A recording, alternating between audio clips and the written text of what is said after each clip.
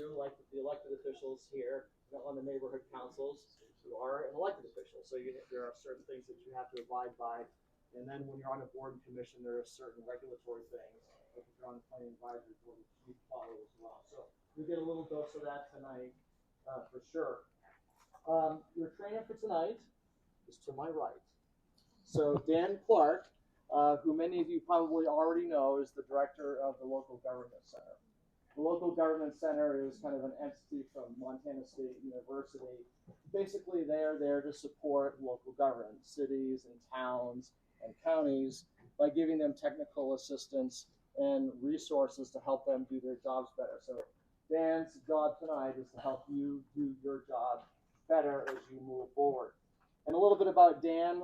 Prior to joining the Local Government Center, he was the statewide director for the Montana Horizons program, which I'm not sure what that is. Is that an ag-based thing? It was a community leadership program for small rural communities across the state. He was also on the faculty for the University Extension, and he was also the mayor of Shoto. Oh, wow. So he's got a little bit of political experience. He definitely has a lot of stories. He goes around the state and hears all the good things that people are doing in your positions and all the bad things that people are doing. And he takes all of that in and figures out how to turn that into a good training so you don't get yourself in trouble. But he's extremely knowledgeable about all things local government. So I do ask him whatever questions you have. And if he can't answer it, which I'd be surprised if he couldn't, we'll be able to get some information back to you to help address the concern that you have.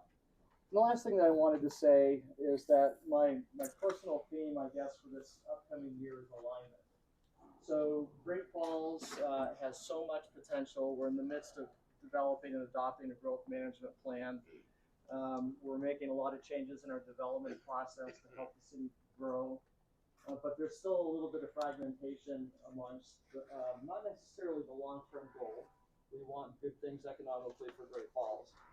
But how to get there is often not aligned.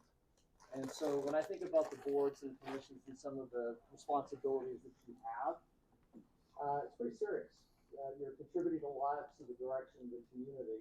And sometimes you may not know where to go if you get hung up on something. So please know that you're going to get some training tonight. That's going to help you for sure. But if you get stuck, then there are people that will help you. And I think sometimes, in a little bit with recent experience, some people don't know where to go. And so please know that I'm always a resource. And if I can't help you out specifically with an answer, I can get you to somebody that has an answer. It could be a procedural thing, a process thing. Maybe there's a concern about the information that you're getting or not getting. I can help you out with that. That's part of my responsibility, is to make sure that you are well informed so you can perform your roles well. So does that sound like a deal? You get hung up somewhere, you'll come and say, hey, this isn't working out. Can you help me out here a little bit?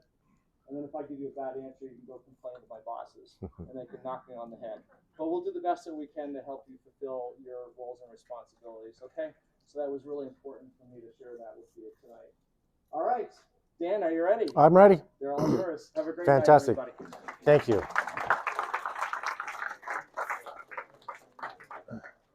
Would it help to drag a couple of these chairs in the back if people are going to, so I don't want people standing the rest of the.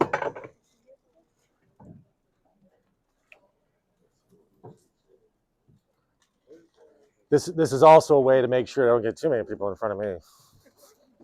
So I flail my arms around. I don't want to poke somebody's eye out. That'd be a very awkward workers' comp claim. All right. Well, welcome everyone. Thanks for being here tonight to this voluntold meeting. I do want to start out by saying thank you for your service. Appreciate your willingness to step up in your community, to volunteer in the capacities that you do.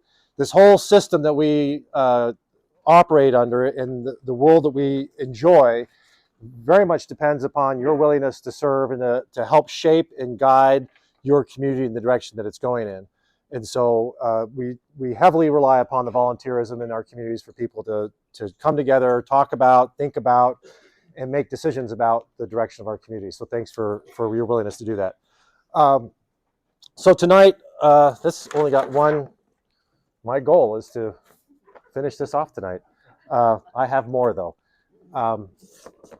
For those, okay, I can't talk and spell. Clearly I can't write no matter what I do, but I can't spell when I'm talking. Anyway, as you notice, I don't have a PowerPoint presentation. You're welcome. Thank you. Thank you. So no PowerPoint. The reason why I don't have a PowerPoint is because I don't know what your particular needs and issues and concerns are. So if I came rocking in here with a PowerPoint, I might completely miss the mark. So the way we do these trainings, and who's already participated in one of my trainings in the past? All right. Okay, it's happening. You decide what the agenda is going to be for tonight.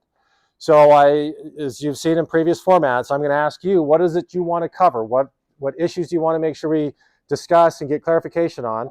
And that's going to be our agenda. So we'll make a list on this flip chart, and then that'll be my guide for this evening. I'll make sure, my hope is we'll get through everything that we come up with on the list by 11:30 tonight. So if you're here or not, I don't know, but you think I'm joking. We could go till 11:30.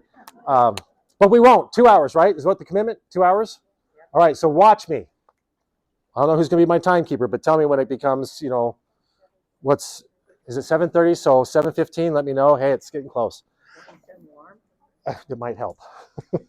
Okay, I'm serious. Set an alarm so that'll wake me up. So give me a 15-minute notice. All right.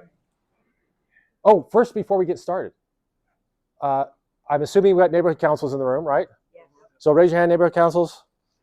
That's a bunch of you. Okay. What other boards are represented here? How about planning board? Okay, got a couple planning board. What other boards? Park and Rec. Park and Rec. Where are we at? Park and Rec. Okay. What other boards? Mansfield Performing Arts. Oh, Mansfield Performing Arts. Great. Good. Airport Authority. Great Falls Transit. Business Improvement District. BID. Police Commission. Audit Committee. That's got to be a fun one. Snooze fest. Good. I'm glad people are willing to do it because I'm not. So, any others? Parking, historic preservation, tourism, housing authority, Board of Health. Wow, we got quite. So you can see, right? There's a lot going on here, and so each of you have a specialization, which you're bringing to the table, some sort of interest or specialization in that area that you're providing advice and support to the city as they deal with these various issues and challenges that they face. So this is why this system works. All right, so now we've got quite a mix of people here in the room. What issues do you want to make sure we cover before we finish tonight? What topics? I got a list I want to cover, but I want to hear from you first. Open meetings. All right, because that's one I wanted to talk about too. And we would talk about it whether you wanted to or not. So open meetings. What's required for the secretary to report? Okay, so secretary report.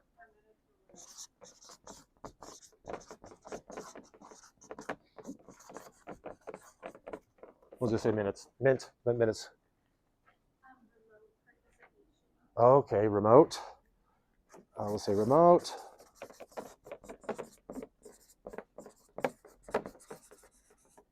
So hopefully you guys can read this. Keep me honest. Yeah. Hostile community members. So let's talk about would it be covered if we said meeting management, or would that cover it? Is that's usually when you're getting the hostility during a meeting? So how do we manage that meeting when we got people that are a little cranky? I can't imagine that's happening in Great Falls. But in case it did, you want to be prepared. Okay. All right, meeting management, because we got some thoughts on that, because I think a lot of it is how you manage that environment can really influence how that meeting is going to play out. And if you do it poorly, you can see what happens. And when you do it well, it's like, oh, wow, how haven't been doing that forever? What else? Representing the people's voice. Okay. All right. Use of social media. Oh, and crap. Government. Okay. I hate talking about this, but we will. Okay. Parliamentary procedure. Party pro. Okay.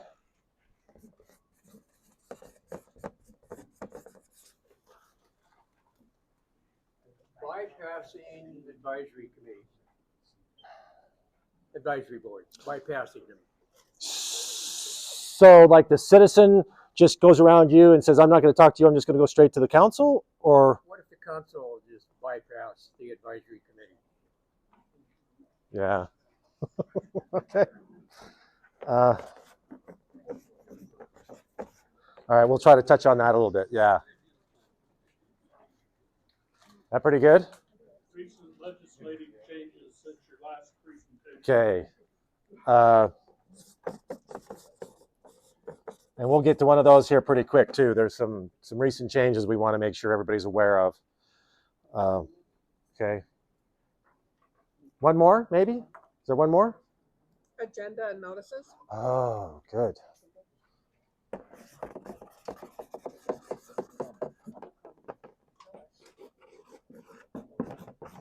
Okay, that's good. That's good? You think we can get that done in 2 hours? I don't, but we'll try. Okay. All right, so bear with me for a second. I'll get my magic bag. All right, so does everybody have a handout? Okay, where are some extra handouts so we can get those distributed to those that need them? There's a couple here. I just need to make sure I have one before I give them all away.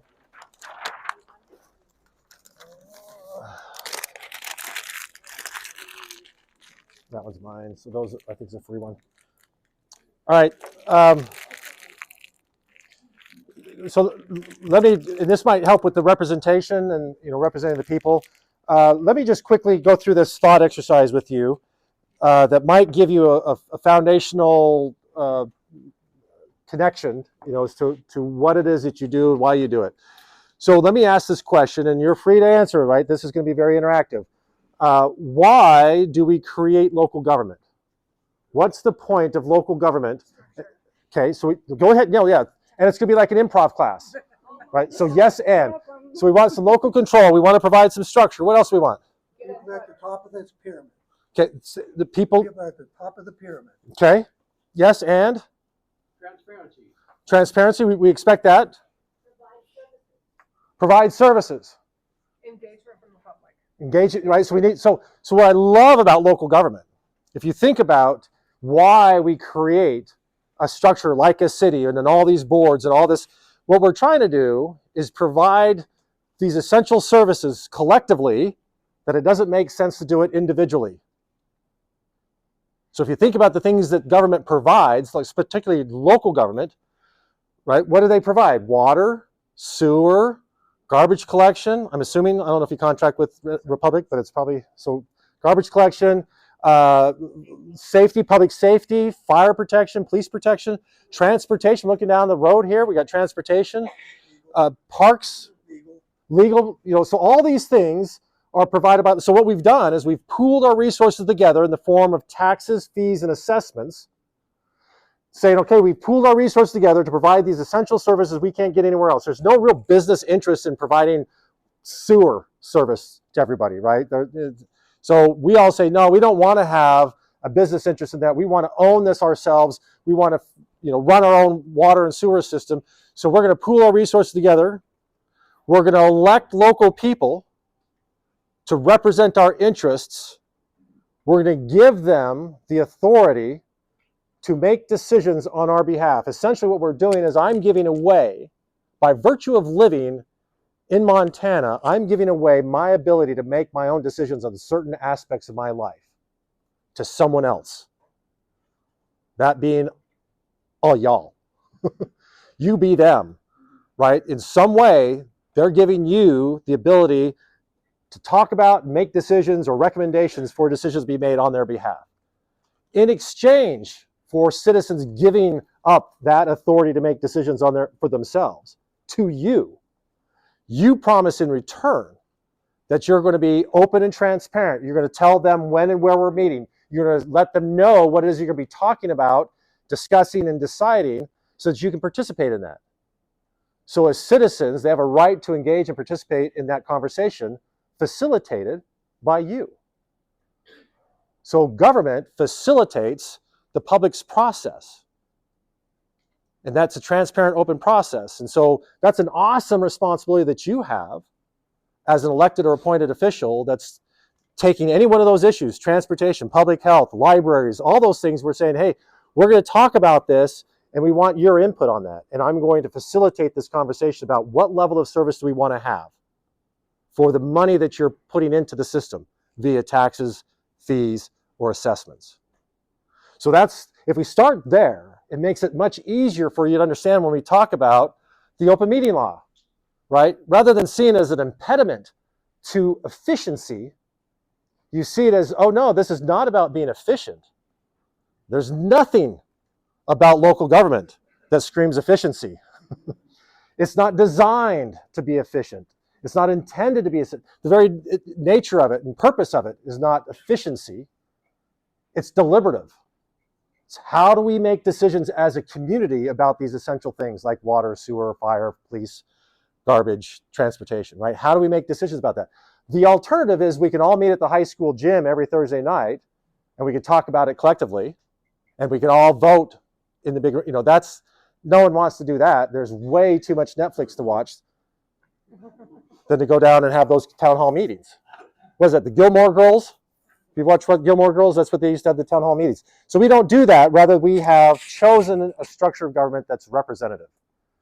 So you're part of that representation, and so you have that responsibility to be open and transparent, allow the public to participate, and listen to what they have to say. Right? We want you to use your own judgment, but we also want you to hear and facilitate that conversation. I don't know, does Great Falls have an urban chicken ordinance, Greg?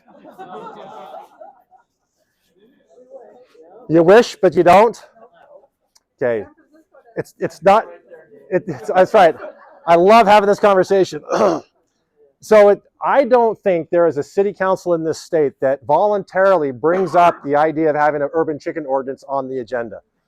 It's usually as a response to the public coming to them and say, hey, let's have this conversation.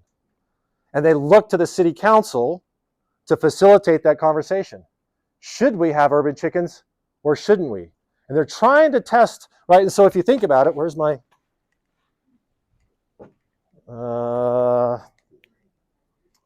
see, I am very efficient. I'm going to use everything.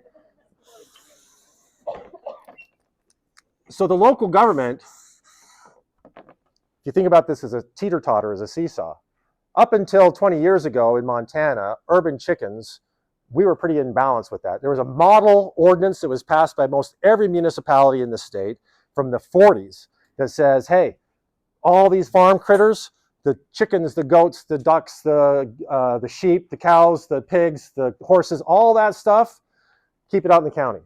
When you come into town, right, for public health, right, there's a variety of reasons why there's a public interest in having those animals not in town. Well, fast forward to 2010, social media, people start thinking, oh, we ought to have chickens, right? And which is a compelling discussion. Let's have the discussion. Let's discuss, should we pull out of that ordinance the chickens and allow chickens in the community? And so what you find is in the community, we find ourselves for 60 years, we were in balance. Now suddenly, boop, we're out of balance. So the local government has to move back and forth along this continuum to try to figure out where's the balance. That's in many respects what you're doing.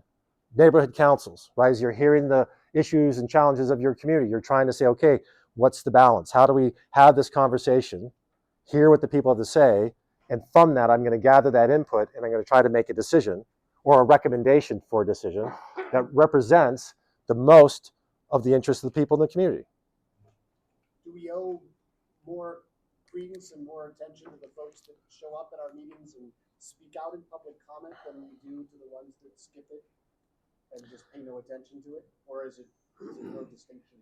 Well, I think all of it. It says yes and, right? I want to hear what you have to say, but also know citizens that just show up to talk. It may not necessarily go your way just because you showed up. It's not a vote, right? So by showing up and making public comment, if I have 15 people that all say the same thing, I'm not going to sit back and say, well, that's clearly there's 15 and one person said they didn't like it, so I'm going to have to go with those that said they. That's not how this works. It's like, okay, I've got the comment. what do I do with that?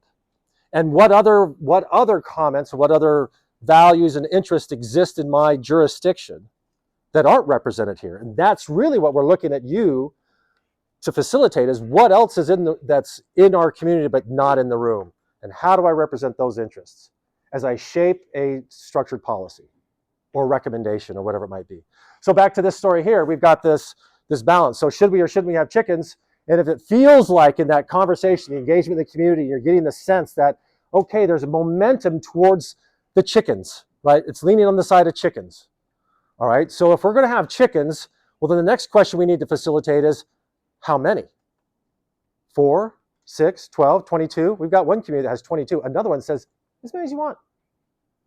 All right. Works until it doesn't work. So then how many chickens? Well, are we going to require a chicken coop? If we're going to require a chicken coop, is it going to be inspected? Who's going to inspect it? If we're going to inspect it, are we going to have to charge a fee? If we're going to have to charge a fee, should we have a permit?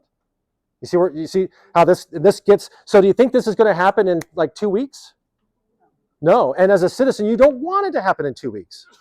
You want that to be a deliberative process. You want to think about it. You want to debate it, the merits of, the pros and cons, and hope that those that are making the decision eventually are going to represent the interests of those people in that community or that jurisdiction or that group. So that's really, I want you to start thinking about the very foundation of what you do and why you do it. How do I balance those interests? How do I listen? How do I elicit from the public their participation so I can understand better what the issues are, so I can use my discretion that's been given to me by the public to use my discretion in making a decision, but I want that informed by what the public feels and thinks, and I can reflect that back to them. That's kind of what I think we're all expecting as citizens, or the people that are elected on our behalf, that they reflect our values and interests as a community. And it's varied, right? It's varied, it's diverse. And the thing about government that's different than business is government represents everybody in town. Not just those that voted, not just those that pay taxes. I'm sitting here in Great Falls right now. You have a duty to me. Whether I pay taxes or not, you have a duty to me, right? And so there's a responsibility that comes along with that. And so just being aware of that and honoring that. Okay, good. We good there? I think we might have covered one there too. Like it's the voice, right? How do we represent them? And I think encouraging that participation in the decision-making process. Chicken or urban chickens is not usually one that you really struggle with getting participation in, I'll just say, right? We had one community on the High Line that ended up having to move their meetings to the high school gym because they're having 300 people show up. Oh yeah, they ended up putting it on the ballot, and people even had campaign signs. Cluck yes for chickens. Pluck no for chickens. So it was a whole thing. What was interesting is there was one of the community members was showing up at those meetings, and he was up there passionately talking about chickens and the need for chickens in their community. So every meeting he was up there talking about chickens. Well, fast forward, they passed it. 6 months later, the city clerk is down at the post office getting the mail for the city. She sees this guy. She said, "Hey, Bob, I noticed you haven't come to the city hall to get your permit for chickens." And he goes, "I don't want chickens." "Why do you think I want chickens?" He said, "Well, because you were talking so passionate about chickens." Said, "I don't want chickens, but he said, but I want to live in a community where chickens are possible for people that want chickens." So really, to me, that's really speaks to this democratic ideal that we have, is it's not always in my self-interest. It's what do I want my community to represent? I may not necessarily want it, but I think that's something that would be good for my community. So think about some of those values as you're sitting there trying to find that balance. What's the best interest of the community? All right, okay. So focus, Dan. So we got one done. Can we cross that off? Voice? All right, look at this. This is progress.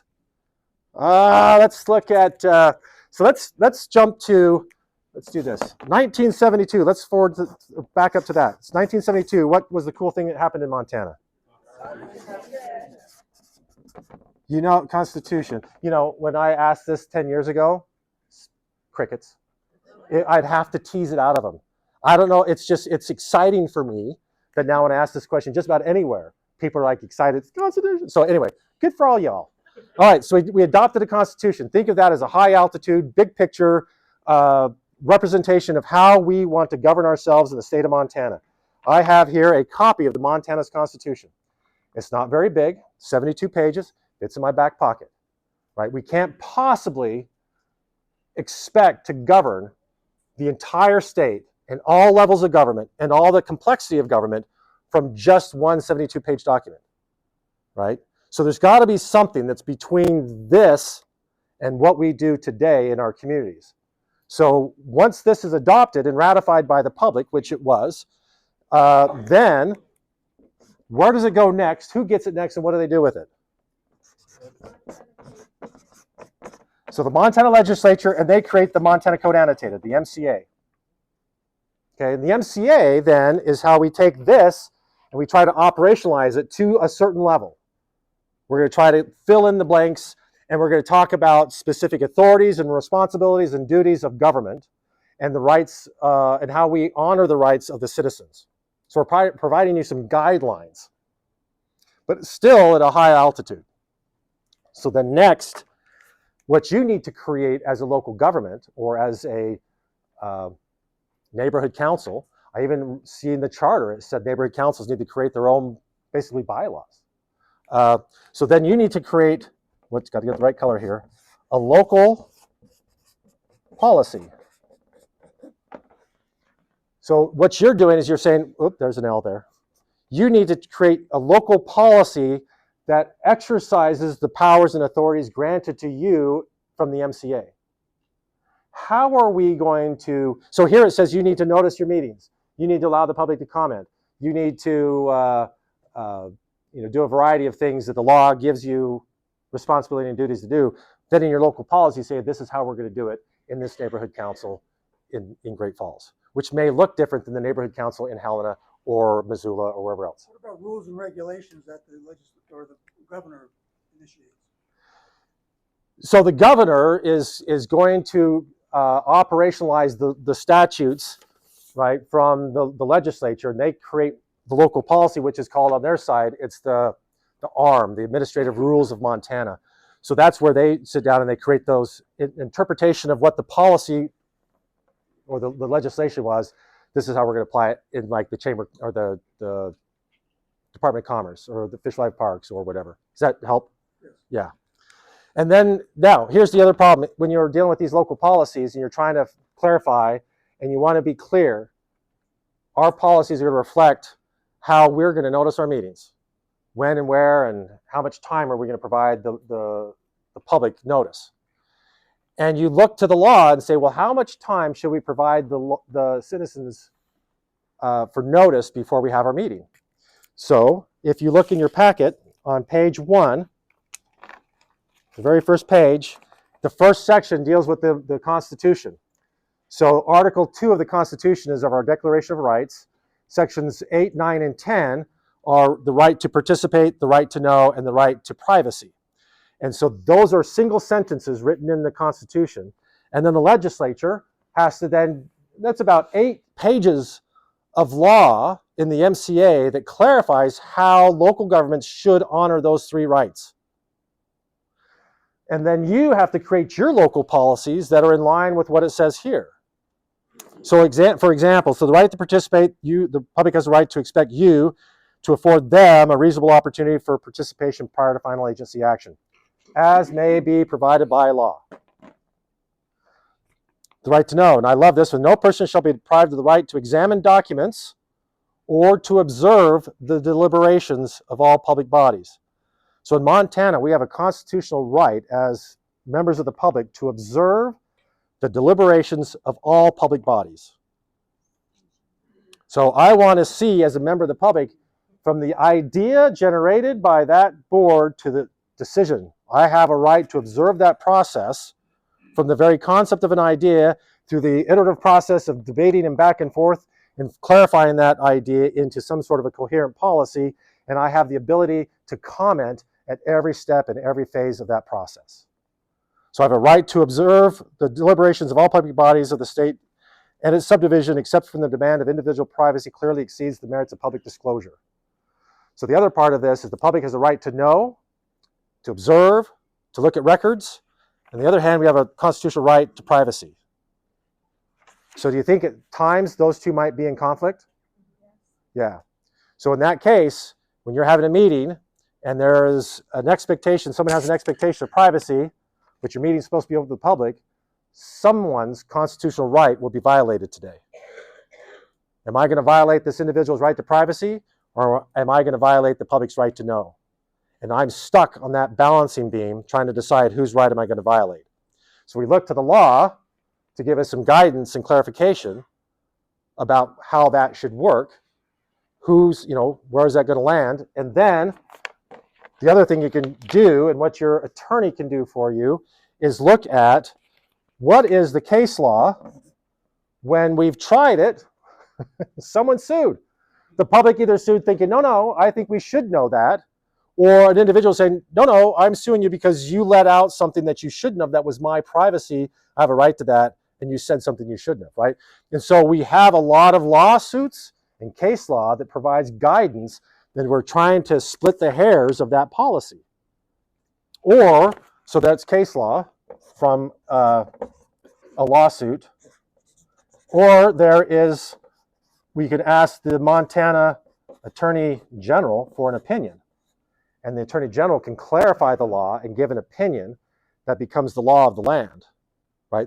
That becomes the new law. It clarifies and takes the ambiguity from here, says this is the law, what your standard is, and that becomes the law until either legislature clarifies the law or case law says, nope, that's not right.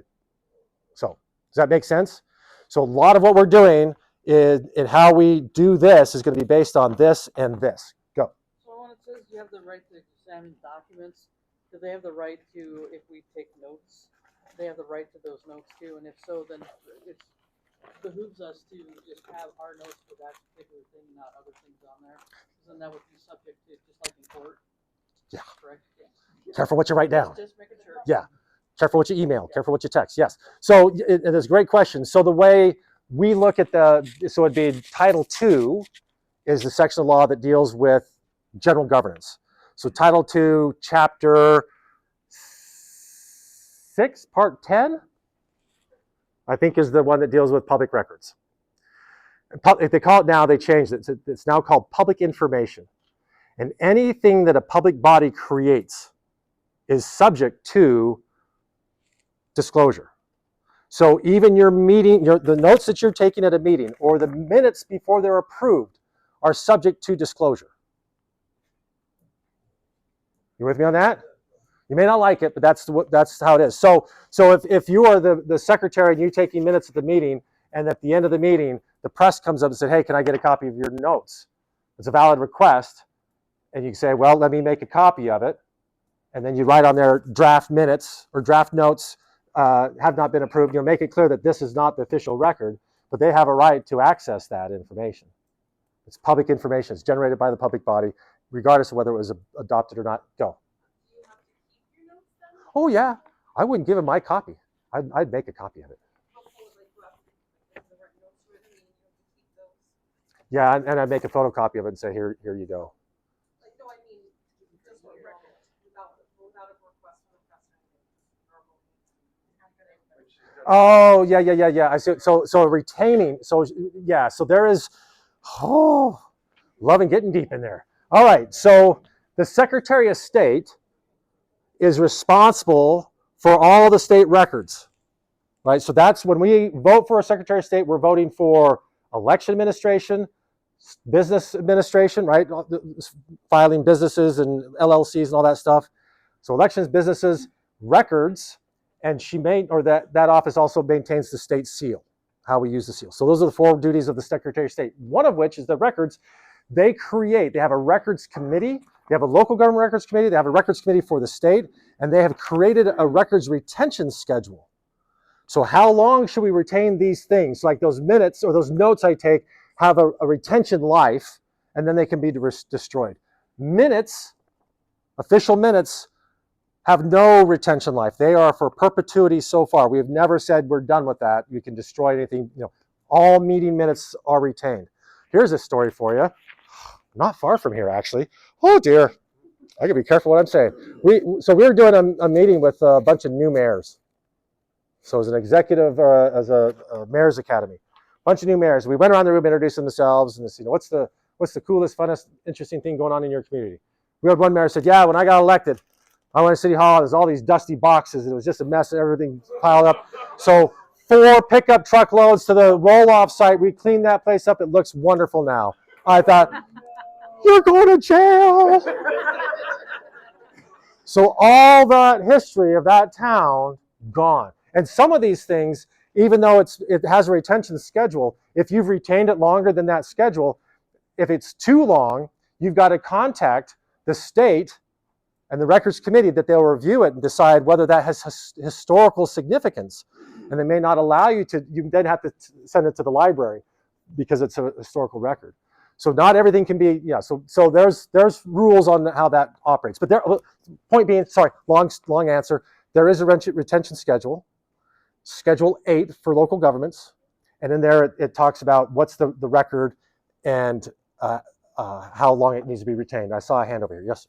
So I just wanted to clarify, do you mean personal notes or do you mean meeting minutes? Which is to be disclosed to the public? So if you're acting in your official capacity and you're in an official meeting and you're taking notes, that is a document. I would interpret that as being a document created by a governing body on behalf of the public. Just be careful. And I'm looking at the attorney. I'll just say, throw dollar bills at me, $20 bills at me when you think I'm off track. That's how I get rich here. Go ahead.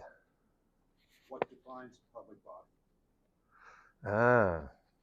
Well, I think I know what you're asking, but you want to talk a little bit more about your question? We have an organization that wants information. The other organization is saying that you're not entitled to it, even though they have an IRS 501c. Okay. So we're asking the question. Yep. Is that a public body or not? They say they're not. Yeah. So a 501c3 or 501 anything, a nonprofit, they're governed out of Title 35 of the Montana Code, and they have a whole different set of rules that they need to live by. And by and large, the general rule for a nonprofit is you create your own rules, and you got to live by the rules you create. Public boards and public bodies, and we'll define that in a minute, you don't have that discretion. You have to follow what the law says. So you follow the law, they follow their own, what they create as their own rules. So they may be correct in that if their rules say that we don't disclose to not, whatever, I'm, seek competent legal counsel on that question. But for you, unless it has a privacy issue, or unless it has a security issue, like you can't go rocking into the Department of Corrections asking for the plans of the facility in Deer Lodge. You with me on that? They're going to say, yeah, we're going to hold that back. Thank you very much. So some of those things, school plans may not be so readily available. There has to be a real purpose before they release that. But we want to see the school board meeting minutes. We want to see the pay scales. We want to see the policy, the HR policy. All that stuff that's generated and produced by that governing body is open to the public. Correspondence, emails, all that stuff. Somebody sends you a letter. We're going deep now. Hang on. If you have your own personal email account that you're using for your public board service, they're emailing stuff, citizens are contacting you on your private email account, that can be subject to disclosure.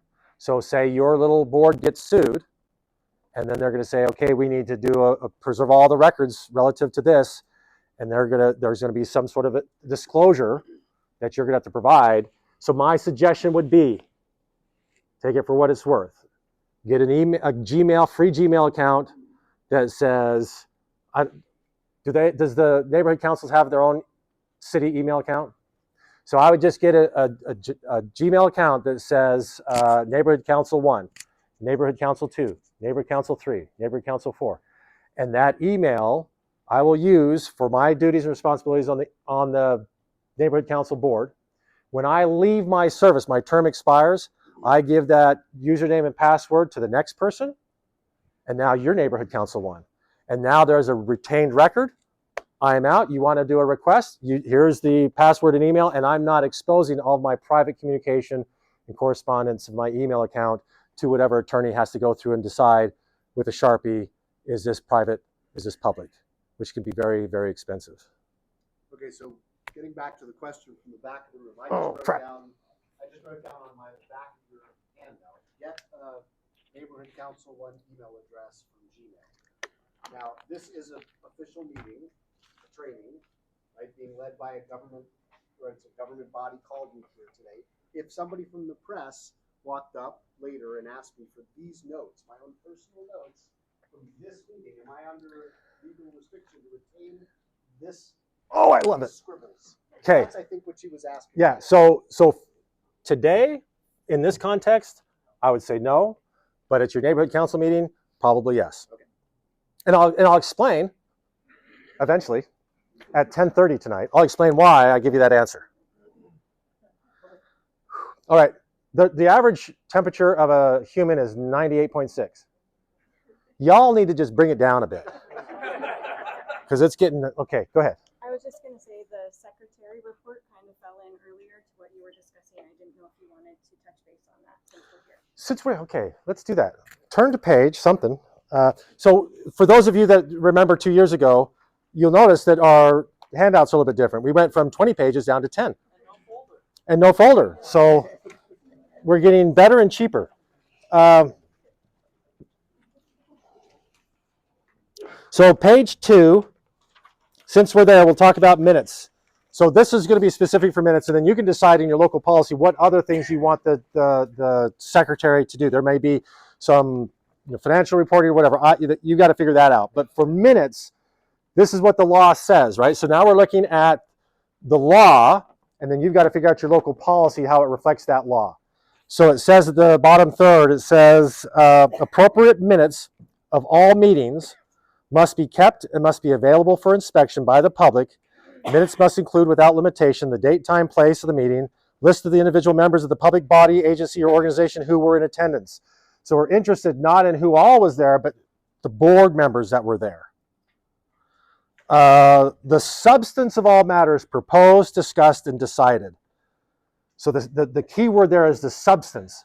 If you think about the range that you could be making minutes, one would be verbatim. Every word uttered, we're writing it down. That's way more than you need. The other option is action minutes, where the minutes only reflect motion, action, and nothing else. Not nearly enough. So you've got to determine what does the substance of represent in my meeting minutes. So what I would suggest is you think about, well, what was the issue? What was the general gist, if that's a technical legal term, gist of the conversation as we're discussing that item? What was the motion? What was the decision? Think about you in 10 years from now having to go back to those meeting minutes to review them to determine why did the commission, council, board make that decision?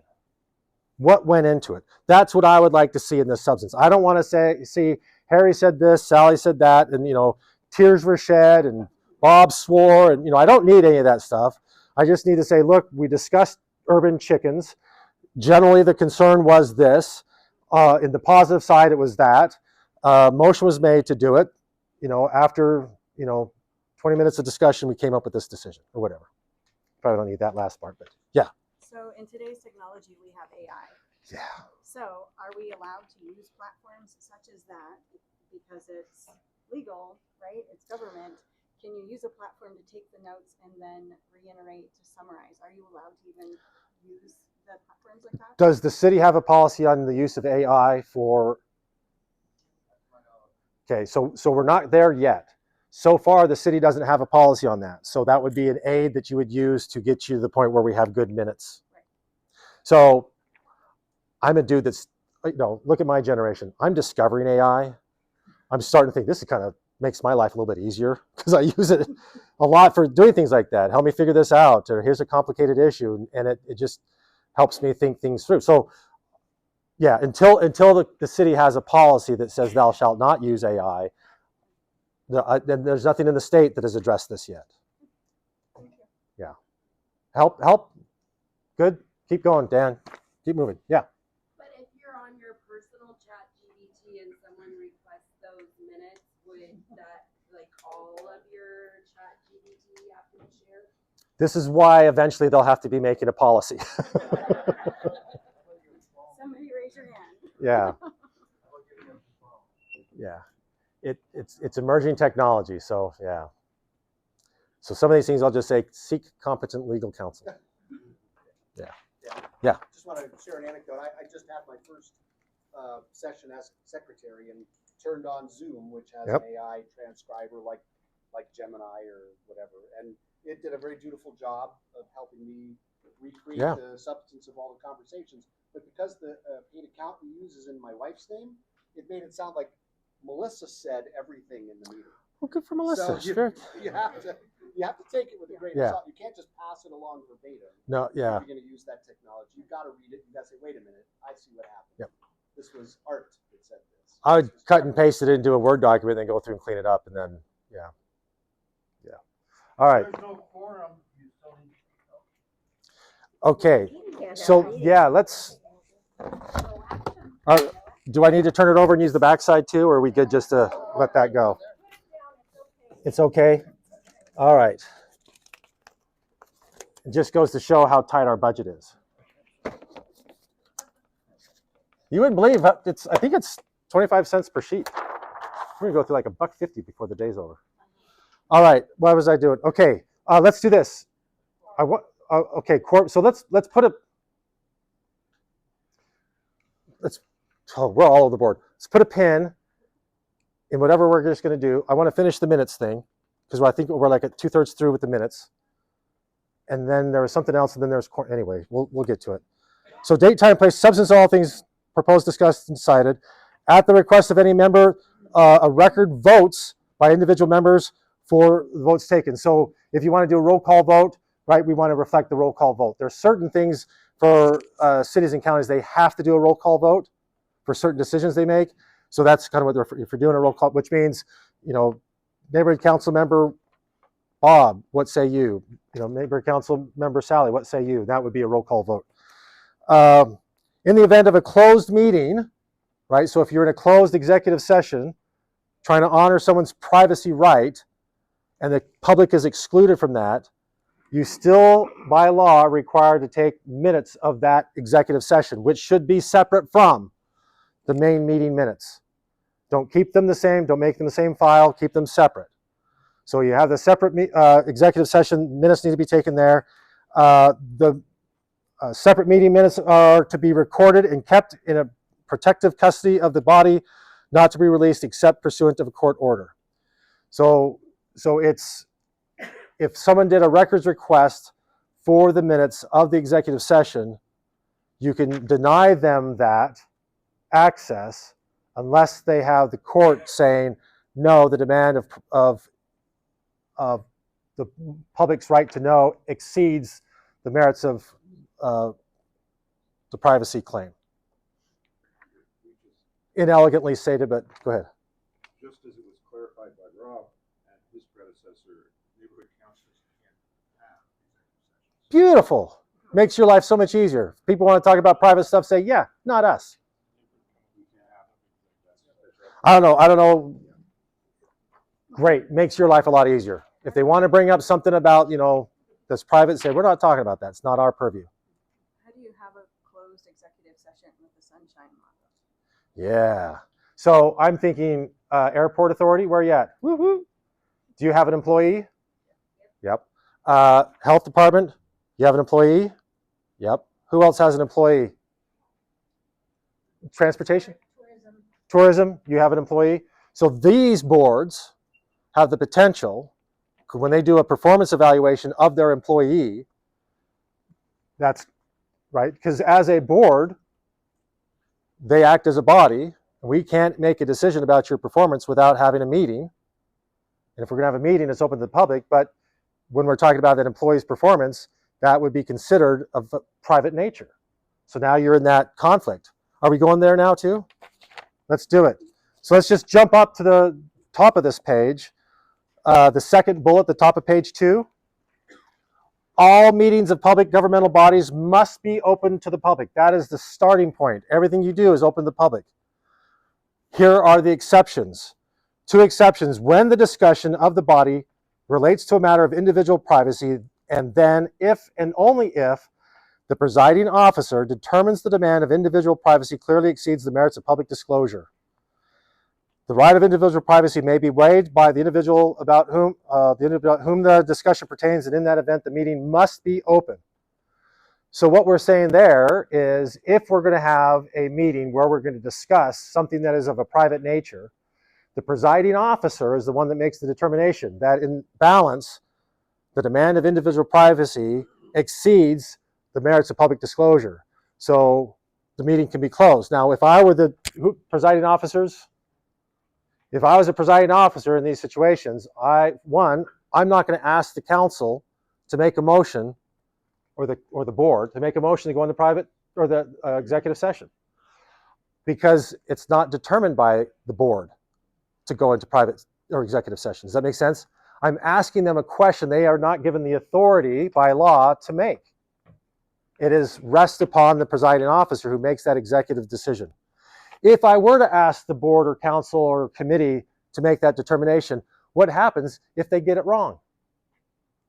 If you're intending to have that meeting closed, because clearly this is a private issue, you ask the board to go into executive session to make a motion to do that, and they don't pass it. Are you going to go into it anyway and defy the very action they just made? Or are you going to keep the meeting open and violate someone's constitutional right to privacy? So don't put yourself in that situation, chairs. Don't ask the question that they don't have the authority to ask. Oh, I love this job. Isn't this great? All right, so that's just a pet peeve of mine. I love the hands. I got to finish my thought. Okay, so the other thing I'm going to say is, if you're the chair and you're thinking, oh, we're going to do the performance evaluation of the airport manager, he may consider that to be private. I'm going to go to the airport manager. I'm going to say, hey, look, all of our meetings are open to the public. However, we're planning to do your performance evaluation. You may consider that to be private. Would you like to request the meeting to be closed to respect your privacy? And if they say, yes, I would, and you concur as the chair who has the authority, you say, great, we'll close the meeting. However, if they say, no, I waive my right to privacy, then what must happen? The meeting must be open, as it said in the law. The meeting must be open. I can't say, well, we're going to close it anyway. No, I can't exercise someone else's right on their behalf. If they've waived the right to privacy, then the meeting must be open. So, and the reason why I say it this way is I want to make sure we're communicating to these people. I don't want to exercise their right on their behalf without their knowledge. I get calls Wednesday morning, Thursday morning, and Friday mornings from employees in local governments around the state saying, hey, last night at the council meeting, they had a closed session to talk about me. I have no idea. Don't I have rights here? Right? So I would say that probably wasn't administered well when they're talking in closed session about someone without their knowledge. You know, they weren't given an opportunity to waive their right to privacy or exercise their right to privacy. Either way, the determination still is the chair's, but at least they need to be in the loop. So just be respectful, making sure we're not going to close it and just chit-chat about him before or her before the meeting. Ugh. All right. Did we finish closed the meeting? The other exception, sorry, the other exception is when you're in a litigation, you're being sued, you can close the meeting to discuss litigation strategy, but only if the parties in the lawsuit are private and you're a public. If, say, your board is suing the county, you're 2 public entities, neither public entity has a right to privacy. So if you're going to discuss litigation strategy, you can't close the meeting to discuss litigation strategy when both parties are public entities. So probably not going to happen, but those are the exceptions but outside of those 2 things, all meetings are open to the public. We good on that? I got one offer here. If you could just present this. This was what I found as a training from the Commerce Department, Montana.gov. It basically goes through all the things that you need to know about open meetings in a short form. Okay, shorter than me? Yes. On the long-winded form. Wow. Yeah. All right, good. Okay. Hand over here.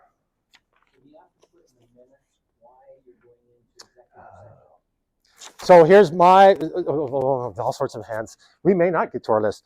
My approach to that is if we're going to go into an executive session to discuss the performance evaluation of the airport manager, there's nothing about that that is private.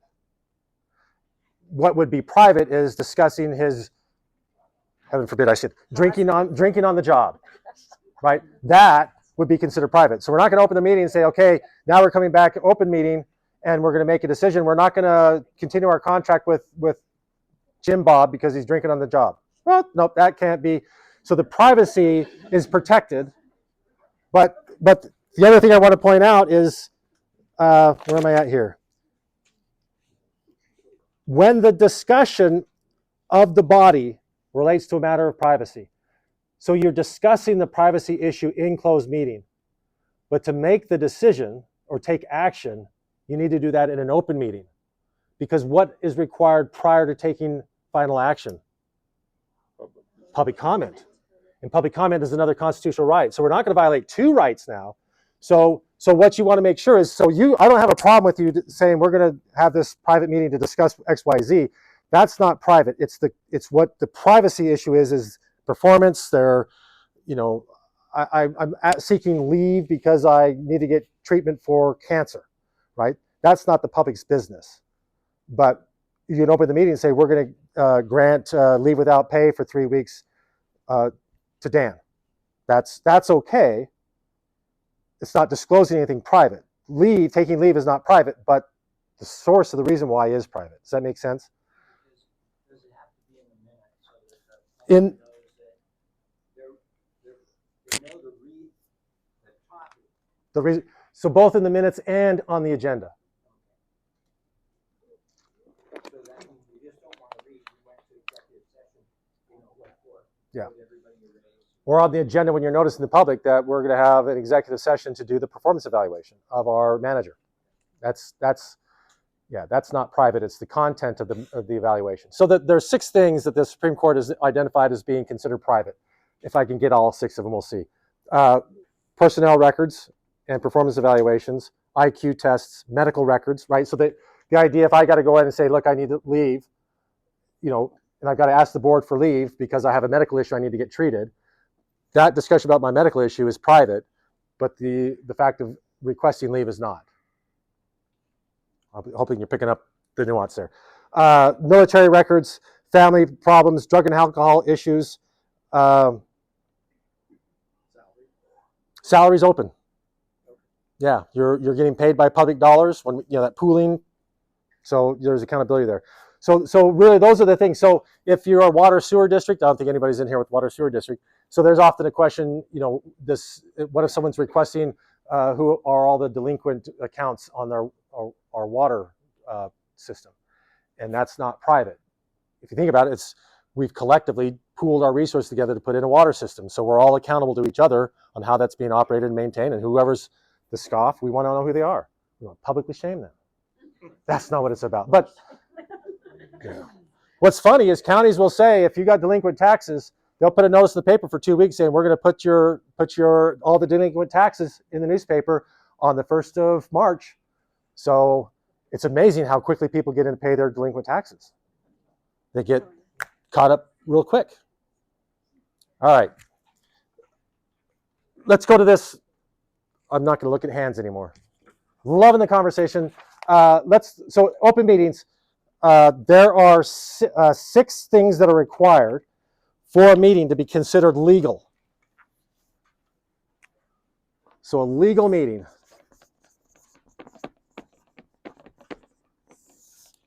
What is required in order to have a legal meeting? Quorum. I heard notice. Agenda, correct, yep. Minutes. Public comment.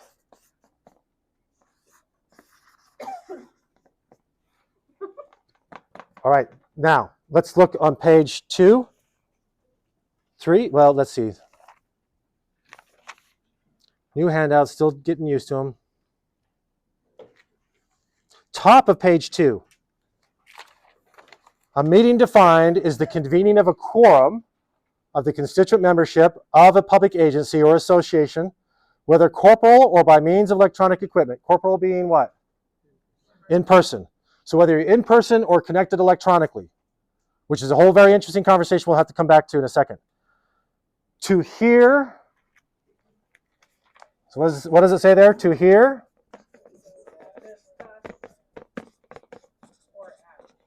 or, I'm going to write this, you remember how I've done this in the past, or act. Now, why am I making a big deal about the or? Because any one of them. Any one of them is going to qualify. So if you have a quorum that is hearing something within your jurisdiction, you're having a meeting. If you have a quorum that's discussing something in your jurisdiction, you're having a meeting. Same with taking action. So back to the question about, right, why I'm saying not with this meeting, but maybe for your other meeting, is there may be quorums of the governing bodies in the room right now, but if you're not hearing, discussing, or acting on something within your jurisdiction, is it a meeting? No. So you could be physically present, just not talking about anything within your jurisdiction, and technically you're okay. When I say technically, the reason why I say technically is because what's the perception by the public? They see three of you from the airport authority sitting in the coffee shop, huddled around a table. What are they going to assume? You're having a meeting. You could be talking about, the basketball game last night or whatever. They don't know, but their assumption might be. So I'm not saying don't, but just know the people are watching. And the level of trust that you want to inspire within the people you're serving is going to very much depend upon the perception they have about your conduct. So not saying one way or the other, but just know that they're, unless you want to have a big sign, we're not talking about airport business today. But that's the perception. So any one of these three things. And what was the other part of that, the statute? It says in person or electronically. So let's talk about reply all and emails, or let's talk about the text streams, right? If there is a quorum and you're texting each other talking about the meeting coming up and this issue on the agenda, what should we do? And I've been thinking this, and I talked to so-and-so. That's a meeting. Remember when I said earlier that the public has a constitutional right to observe your deliberations? Can they observe your text messages? In the iterative process as you're developing and maturing that idea? No, they can't. The technology doesn't exist. Now, we can use that technology to have an electronic meeting. We have a town on the High Line. They couldn't find a city council member for 2 years. Finally got a guy that said, yeah, I would do it, but I can't because I go to Arizona 6 months of the year, thinking that was his escape valve. They said, not a problem. They bought him a laptop, got a Zoom account, and now they've got a laptop and they put at the seat where he sits at normally. He's got a laptop down in Arizona, and he participates in the meetings. They can see him, camera on, he's participating, he's voting, all that stuff. Now, what I'd suggest, so I'm saying is that knife will cut both ways. It'll either work against you if you're having meetings that can't be observed, the public isn't noticed. If these things aren't happening, these two are happening, and these aren't, is it a legal meeting? No. So if these two are happening, this has to happen. So stop texting each other. Stop emailing each other, right? It's not efficient. And if you found a little thing that you think, oh, this is going to make this board far more efficient, it's probably illegal. Think on that, right? It's not designed for your effectiveness or efficiency as an individual board. It's designed to facilitate this conversation with the public. Go. I'm a chairman of neighborhood council. Congratulations. There's one technique that I have used over the years. Okay. And it's an FYI email. And it's when I want to broadcast something to the members of the council, but I tell them, do not reply to this. Is that? Just be careful what it is, the content. If it's what the courts have distinguished, those things that are ministerial, that are not where you're not exercising judgment, to things that have substance to it. So if it's things like, hey, we're meeting Thursday, or we're changing the meeting location from here to there. We're meeting at 6:30 instead of 7. Those are ministerial. If you're saying, here's an article, read up on that, and let's chat about it at the meeting, that might be crossing into, hey, we're now starting to think about something. So just, but I will say, as I jump in there and talk over the top of you, if you do send out those ministerial emails to the quorum, do a BCC. You know what that means? Blind carbon copy. Because they can't hit reply all. It only goes back to you. So it's locking them out of a reply all. So you as a chair can manage the threat of a reply all and inadvertently create that quorum that can wreak havoc. So I sent one out that kind of came back to bite me, and I was complaining about people not showing up. And I listed, how many meetings individuals have missed. And at the end of the meeting, one of the members brought that up in their comments. And that made it kind of questionable. yeah, I'm just wondering, did I do something wrong, or was that? probably better to call them out in a public meeting where you get minutes on it. I was trying to avoid calling them out in public meeting. I know. But this other member decided to make an issue out of it. Yeah. No, and it's, this is some of the challenge, right? And not any disrespect for anybody. We're all busy people and it's hard to do these things. But, you're in an elected office. For some of you that are like neighborhood council, you're in an elected office. You're filling a spot. Maybe no one else wanted the job. I don't know. Maybe you're appointed and it makes it more challenging. But it's, I would hope that you kind of figure out, how do I own my citizenship? How do I be part of the solution? And so I feel like you have a duty to show up and be part of it. If I said yes, then show up and do your thing. That's, but to help you with calling them out. Isn't there a percentage that as neighborhood council members, we've got to be at a certain percentage of meetings? If you fall below that. You vacated your position. I don't know I haven't looked that closely in your rules, but that's not an uncommon thing for some of them that might have a threshold. Question. We could request to pull the minutes from all the previous meetings and just count how many absences there were, so in a way that it's on the record. Yeah. So you can do it that way. Go ahead, Nimmo. Okay, you go first. If I create a greatfalls.nc1@gmail.com account, does that count as one? If I'm copying people, if I send a message from that account to 2 other members of the council, is that 3 or is that 2? So that would be 3. That would be 3. Yeah. So the it's a 5-member board. Yeah. Yeah. So the quorum. Great question. Quorum would constitute the full membership. Oh, I'm sorry, a majority of the membership. So 3 out of the 5 makes a quorum. Now here's a good question for you. What happens if somebody resigns and now you have 4 members? What's a quorum? 3. 2 people resign. Now it's a quorum. 2. You count the quorum based on seats that are filled. Now, what if 2 people are absent? What's a quorum? 3. What does it take to pass a motion? 3. Right. So it'd be the majority of the whole membership is what it takes. Now, but if they're not absent, but if they don't exist, it's vacant, then that vacancy doesn't count against your quorum. So it's just because then it's really difficult to do anything. Is that an MCA rule? It's kind of a common law thing. So the MCA, I'm trying to think. In some things, like for vacancies, filling vacancies, they'll say a majority of the whole number of the existing commission or something like that, to where they're kind of honoring that without explicitly saying it. It's kind of a Robert's Rules thing. And it's also something that they'll put in bylaws saying that we don't want, so if you have a 5-member board, 2 people are absent, and so 3 people show up, they're just on vacation. 3 people show up, and if you did it, Robert's Rules will say it's a majority of the quorum. So technically, 2 people can make a decision for a 5-member board. Is that a majority? No, but it would work with Robert's Rules, but it doesn't necessarily work in the structure we've developed in Montana. We want to have at least a majority is making the decision of the board, even when there's absences go. You want to check the bylaws of your respective boards. Some of our boards prescribe this out. Yeah. And some may not, so you can be a little looser on it.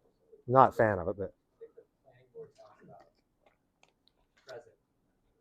yeah, which might be different than the full membership. Okay. I'm not looking for hands anymore. All right. Okay. Yeah. Proxies don't work. Oh, great question. How about proxies and voting by email? Yeah, those don't work. They're not things. Now, your nonprofits, they can create in their bylaws that we can do proxy voting. They can do a lot of, they create their own rules. But here, we have constitutional expectations. So a proxy vote, what I'm basically saying, I'm going to give you my vote. This is how I'm going to vote on this agenda item at next week's meeting. I've made my decision about that issue prior to what? Public comment. Prior to hearing what the public has to say. So was there a case for the public saying, I feel like you didn't honor my constitutional right to comment prior to final action? Yeah. We won't go into what the legislature does. Don't use that as an example for anything. Just saying. They do their thing, not our thing. The other one is voting by email. Hey, what do you think about this? Or, now you can do it electronically if you had it as a regularly noticed meeting and you're participating via Zoom or something. That electronic voting, in a legal meeting is okay, but just soliciting votes from people is not a thing. Again, the public has a right to observe. Even voting by secret ballot is not a thing either. So that's not a thing in Montana. Like when we're nominating someone for a vacant seat or something, that you can't do that by secret ballot. We want to see and be accountable for the decisions you're making. That's how we honor our representation to the public. You've given me your voice. I'm going to be transparent about how I'm making those decisions. I'm not going to hide behind the decision with anonymity. All right. Okay. What else have we done here? Anything else on open meetings? We did open meetings and closed meetings. Let's add that. So we feel like we did something. All right, did that one. How about minutes? Anything else on minutes? We good there? I have a quick question. Yes. I have an email roster of neighbors, 72 people that have given me their emails. I send them the agenda. I have never sent them minutes because they're draft minutes. Can I send them, if I do the ghost of draft, can I send them the minutes to them? So what I would say, what would make me feel more comfortable, particularly since you're representing the governing body, that I would want to represent them with official things. So I would wait till those draft minutes are adopted and become official minutes, and then I would release them in my official capacity. Yeah. Right now, I wouldn't, if someone wanted to request them, I would give them, but I wouldn't proactively put them out until we've had a chance to vet it by the board, and because I'm acting officially on behalf of the board when I send it out as an elected member. That's what I would. Or just send the link, because isn't it Yeah. posted on the website? Which brings us to another thing. Yeah, it's happening again. What'd she say? So if you look, posting the link. So where are we at here? All right, so page 1. We've got this open meeting statutes halfway down page 1. The commission, council, board must develop procedures for permitting and encouraging the public to participate. So I'm assuming the neighborhood councils, they all have a boilerplate bylaws that have been crafted for you and that you kind of adopt those. So we're all running on the same rules. Okay, that's great. So you've satisfied, check mark, you satisfied that part of the law where you need to develop procedures for permitting and encouraging participation. The procedures must ensure adequate notice. That's back to what I was saying earlier about ambiguity in the law. The legislature chose to use the language adequate notice. What's that? You look like, tweet it out, give me 4 hours, because you just look like a Twitter person. Tweet it out, give me 4 hours. To me, that's adequate, but to you, it's like, oh gosh, give me 2 weeks, letter in the mail, and bring a van by and pick me up. So if I'm to create a policy that's providing adequate notice, do I do 4 hours? So the law is ambiguous, and I don't know where to draw the line because I want to make sure I'm honoring the public's right to participate. But when the law is ambiguous, I don't know where to draw the line. So we asked the Attorney General, give us an opinion when the legislature used the term adequate notice, what did they mean? The Attorney General said what? What do we use as a standard for noticing public before a meeting? 48 hours should be considered, get this, 48 hours should be considered adequate notice prior to taking final action by a governing body. However, that amount of time should increase with the relative importance of the decision being made.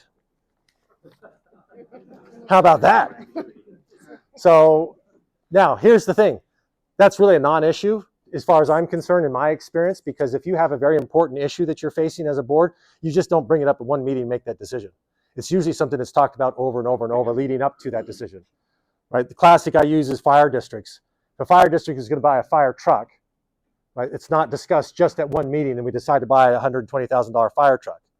It's usually something that's been in a capital improvement plan. It's been put in the budget. They have to let out for bids. There's a lot that goes into it. So no one is out there ever claiming, hey, you made a really important decision and you only, we just don't do that. It takes a long time to make decisions. So it's not an issue for us. All right, keeping going here. The next bullet says the procedures must ensure, okay, we did the adequate notice. Number 3, meeting must be noticed electronically. So before, you just had to notice in 3 physical locations. Now, the legislature changed the law saying you need to notice it electronically in addition to the 3 physical locations. And you need to do it on the local newspaper's website if they will publish it for free. I don't know, City of Great Falls, who wants to represent what's going on here with these folks? The Tribune, is the Tribune gone? There's a paper with more circulation than the Tribune. They Oh, just dear. presented the council's meeting back 4 months ago. Okay. And they will run those notices. So the law starts, and I don't know if the City of Great Falls says, no, we're going to have a policy for all y'all, we're going to do it this way. But in general, the law starts with, you notice the meeting electronically, you start with the newspaper if they'll do it for free. If they don't do it for free, you then need to do it electronically on your website or a social media account that you create for your entity. But so you just can't jump to the social media or website option if the newspaper will do it for free. So if they do it for free, defer to that. And I would just say whatever the policy and process that you're following here in Great Falls, if you're doing something collectively through the city administration, great, keep doing it. If you're not and you're all on your own, then you've got to figure out how do I get our meeting notice, which the meeting notice includes, by law now, includes the agenda. It's just not we're meeting Thursday night at 6 o'clock at Bob's house. But it's this is what we're going to, on the agenda, is going to say this is what we're going to hear, discuss, and act on. These are the things we're discussing. And your minutes are going to reflect the substance of those things heard, discussed, and acted on. So you see that loop is pretty tight. So that's the new thing. Someone asked, what's the new law? That's one of the new laws that's been placed on you. Go ahead. Do they define what a newspaper is? Because that's really vague in today's It's a newspaper of general circulation in your county. They get a little bit. And so usually what I would say, the counties by law have to identify a newspaper in their county for their official noticing. And so that could be an outlet. You say, well, who's the county? Because they have to, each of the newspapers in the county have to put in saying we want to be considered. Because with that comes cash. They have to pay for those notices. So they're vying for that position to be recognized as the official newspaper of the county. So if they've been identified by the county as being the official for the county, then it'd be helpful for you to just say, that's who we'll go with. Does it have to be something in print then? Because that was one of the. They don't debates, differentiate how. a digital newspaper was not considered a viable place to put legal notices, which is might be a little different than public. Yeah, and this is, yeah, so, and I'm just, what the law says. They don't get too detailed in that. Part of it is the entity that you're publishing those in has to be able to give an affidavit, and that's the problem with the electronic papers. So Jen Rao right now can't, so I'm with election, so she can't print my public notices because she can't provide an affidavit. The Great Falls Gazette is in the same boat. So the Great Falls Tribune is the only one in Great Falls that can provide me an affidavit that they printed my notices on the dates that I requested them to do that. I would connect internally to your local rep within the city to figure out how do we, in our board, whatever our board might be, make sure we satisfy this part of the law. Some counties, so it makes it a lot easier if the local newspaper didn't do it for free. Great, then we're in complete control of it. But if they are willing to do it for free, then it increases the complexity. And I don't want to get into how you want to manage that here locally, but I'll just say that's what the law says. Get with your liaison and figure out what does that mean for us. Elections may be a special case. There might be, yeah, because you're going to need affidavits where these folks may not. They might have a lower standard. It doesn't mention affidavits here, but it probably does in Title 13 for you guys. Yeah. Is there a difference between public notice and legal notice? Yes. So legal notice has different criteria and expectations than just a public notice, which a public notice now would be date, time, place, and the agenda. So it says there, the meeting notice must be electronically, what is it? Each meeting agenda must include the law says it. I don't know why we don't say it here. We got to probably fix that.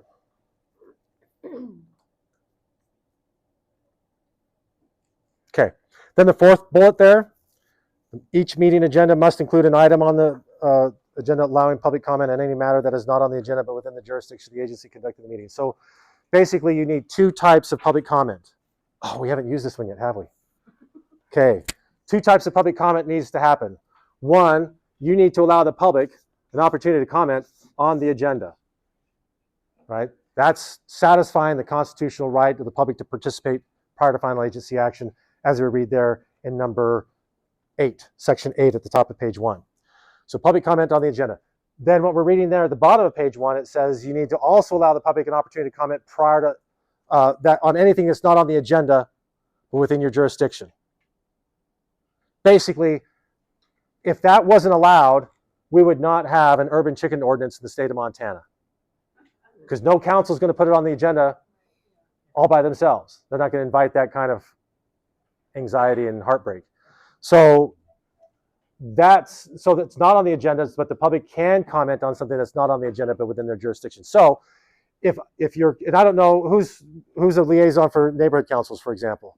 So do you have a boilerplate agenda for them that you say use this? Yeah. And so is the public comment on that boilerplate for not on the agenda at the bottom? Is that where it's at?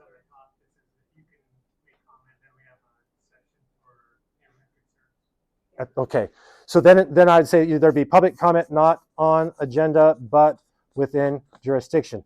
So as long as both of these things happen, this one has to happen here before any decisions are made. So you could do it here. Here's your chance to comment on the agenda. Go. You could also do public comment with each agenda item down the line. However you do it, it has to happen before you take final action, and I would put it in your policy. So for those of you that aren't not neighborhood councils that have a boilerplate that you're operating from, but maybe some of these other boards that are self-determined a little bit more, like the airport board may have to do this on your own, just make sure your agenda is allowing that public comment on the agenda either here or at each agenda item. You could, as an option, if that is an option for you, you could move the public comment on, not on the agenda, and do it all up here. We're going to have the public comment on anything on the agenda or not on the agenda within our jurisdiction. Here's your chance to say whatever you got to say. Go. Your choice. My point is, whatever you decide to do, this has to happen before action. This can happen anywhere, but they both have to happen. Put it in your policy. Here's the other thing. People don't govern. Policy governs. Sit and stew on that for a second. The reason why I say that is I'm keen with some of these things to have a policy provide that guidance. I don't want you to be having to spend any of your volunteer mental energy trying to figure this stuff out, when if you can write it down once, all you have to do is just execute it every week or every meeting. And then that's just something I do. It's automatic. I don't have to spend my volunteer energy on that. The reason why I say that is you're just one election away from some sort of a disaster in your neighborhood council. You've got someone that gets elected that wants to blow everything up. They're going to push back on everything, and you have nothing to go on other than community norms. This is how we've always done it. Nothing's written down, and now you've got to fight every single meeting about who puts things on the agenda, when do we notice, how do we notice, all that stuff. There's a big fight because nothing's written down. If it's written down, you say, hey, psst, we decided this. Decision's been made. We're going to operate this like this until such time we decide to change it. But if we decide to change it, it's going to be a majority vote. So bully, psst, sit down, right? You have the ability to say that when you have a policy that backs you up. We already had this discussion. We had an open meeting, public comment, we made this decision. We're just not changing it at your whim. Now go into the mad. Okay, now, we're almost there. Okay, now here's the thing we're going to use, since no fire districts are in the room, we're going to pick on them because they're so much fun to pick on. If you put on your agenda something like this in your fire district, and you put on your agenda, and you're a member, you put on their fire truck, and you're a member of that district, would you feel adequately noticed about what's going to be on that meeting agenda? Right?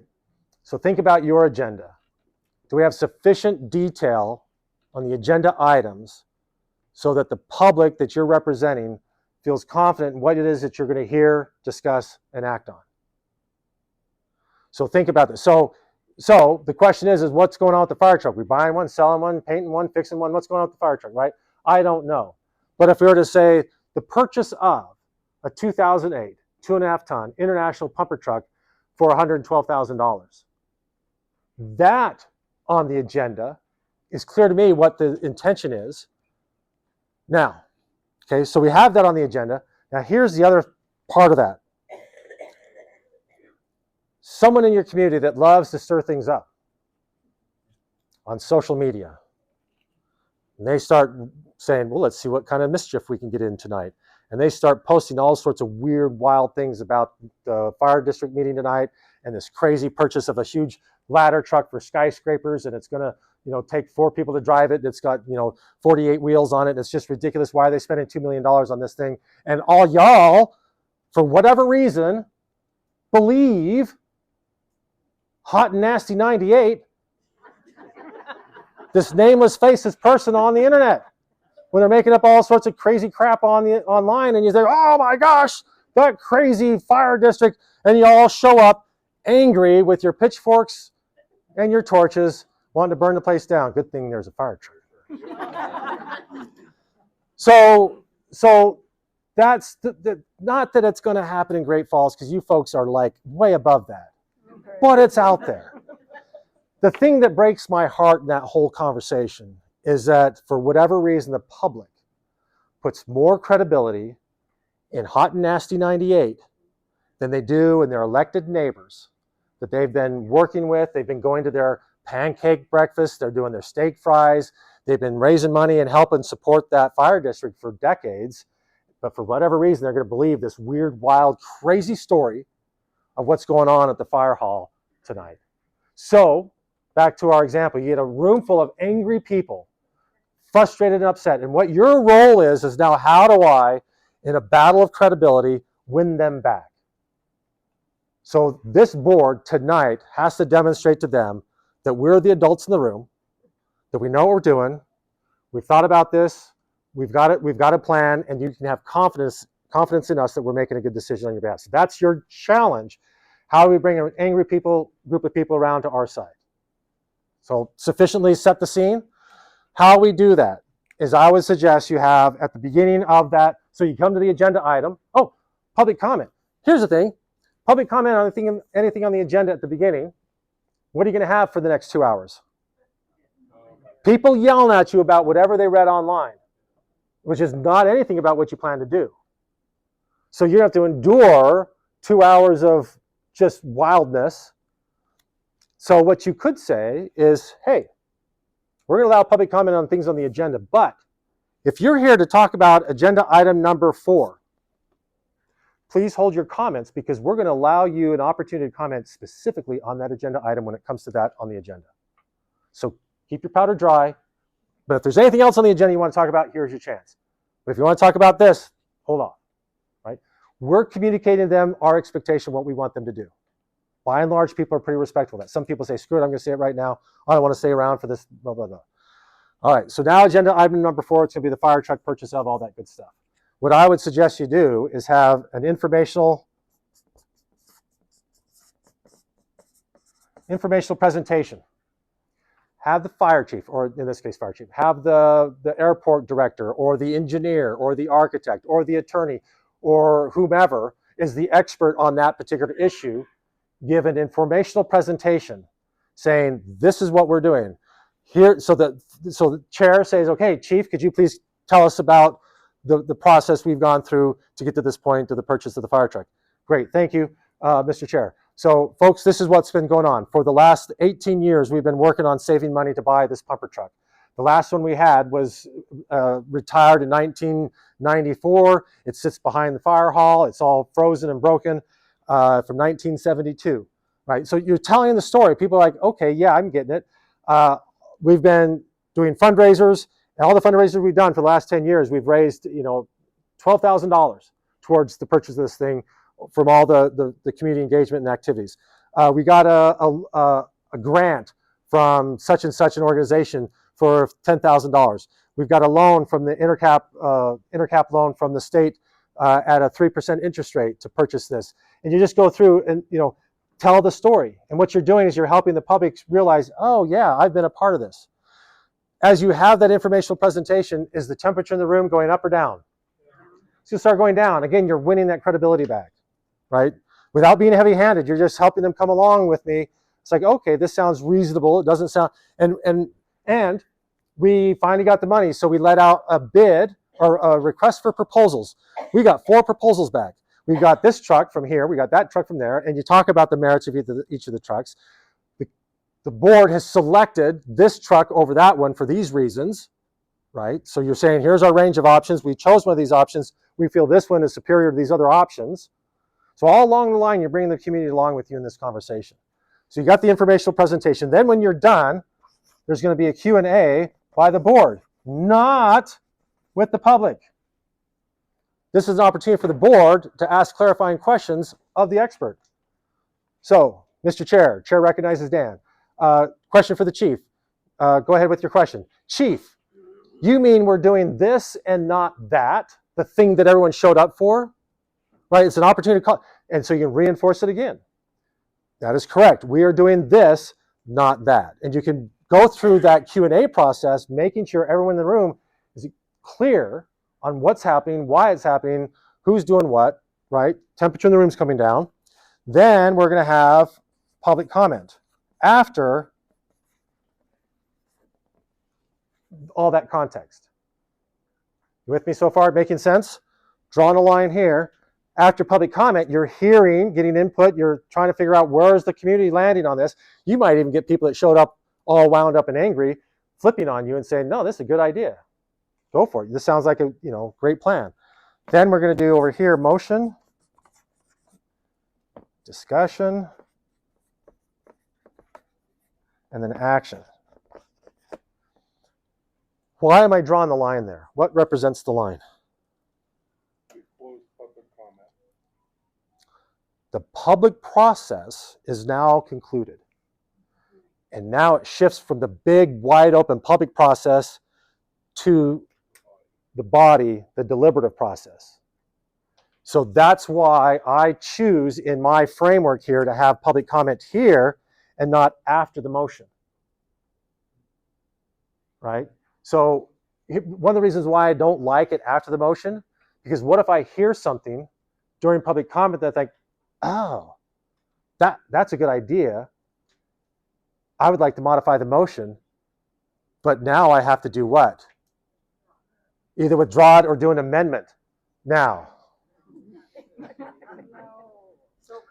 Yeah, who wants to do that? Both no one on the board wants to do it, and certainly the minute taker's like, yeah, we're not doing, not happening. Withdraw it, we'll start over. So I just say, I'd rather have this inform that. So move it out of that, out from after the motion. Then in the discussion, I would be thinking about this, particularly when you have a room full of angry people, or you're trying to win them over. I think it's important when you have the discussion on the merits of the motion to incorporate the concerns the public has. I too am concerned about the overall cost. However, on balance, I think it's important we do this because one, it's going to make it an infrastructure investment in our response time. It's going to improve our ISO rating, so all of our insurance, fire insurance will go down collectively because we have a better apparatus to address the fire. You know, I can go through my reasons why. Yes, I'm concerned about these things that you're here for, but here's the other reasons that's driving me to want to support this motion, because I'm thinking about our needs, not just for today, but for the next generation, right? I don't want to make it artificially cheap for us today and screw my grandkids. Let them pay not only their fair share, but mine too, because I'm too cheap to pay my own way. Doesn't go over well. You got to say it much nicer than that. But really, you want to have that conversation is on some of these financial investments that you're making is like, look, I've got to be thinking about the next generation. And I don't want to make things artificially cheap for us at the expense of having my kids have to live, I don't know, Denver, I don't know, but not here. I want them here, but I don't want to make it so burdensome. You know, saying that from being the mayor of Shoto, where we ended up having to deal with, deferred maintenance on a lot of their infrastructure. So we had very cheap rates for years, decades, at the expense of the next generation having to pay not only their share, but also what they didn't pay the last 30 years. So now today's generation, well, yeah, 17 years, they spend $1 million a year on water and sewer. $17 million. That generation from 2002 to 2017, 2001 to 2017, they paid a total of $17 million for water and sewer.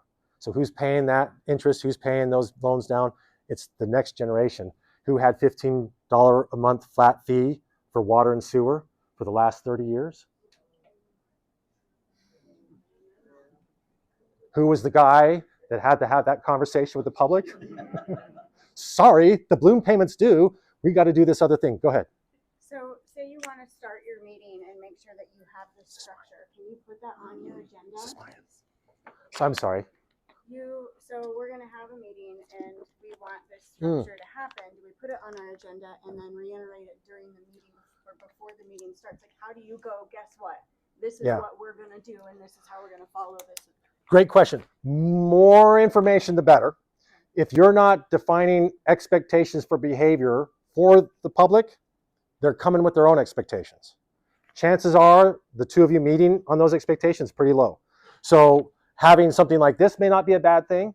What I would suggest you do is there's two things you can adopt. One would be ground rules for behavior for the public and the board. What are the expectations for behavior when we're having a public meeting? What do we expect from the public? What can the public expect for us? Draft those, debate them, pass them as a resolution. We resolve to behave this way. Put them on the back of your agenda.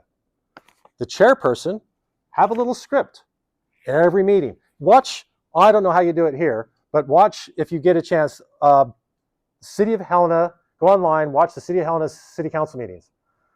They've created a script that every meeting the mayor will go through and he reads the same thing. I think they even have a video that they show on how to engage, that talks about stuff. But he goes through this script every meeting.